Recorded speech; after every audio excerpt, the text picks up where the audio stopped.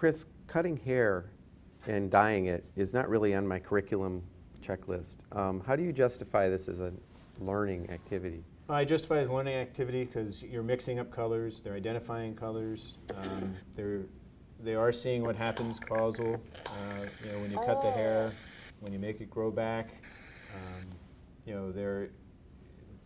they're experimenting, which is really taking risks. Well, there's something else, people may not know that you're called the iPad teacher in your school, that you always have an iPad with you. Yes. That wasn't always the case in the first 18 years of your teaching, but that you can walk around when you're on bus duty. You have a hair salon in your pocket. Mm-hmm. So if you have a child who's might be having a long bus ride or something, that you've got options. I've got options, and especially at the end of the day. And the other thing too is when I bring it to the bus duty, it's not an individual device that only one child works with. You see the children huddling around, talking and interacting with each other, going, oh, try this, try that, or multiple fingers going on the screen.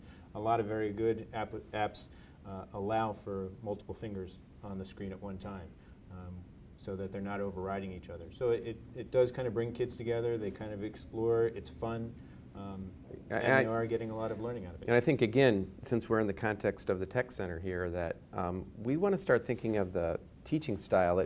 This is a metaphor for a teacher.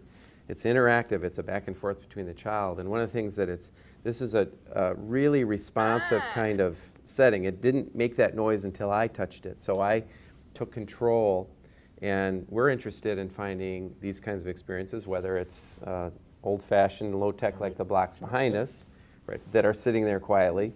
And this is sitting there quietly too, so I drive it. Mm-hmm. Absolutely.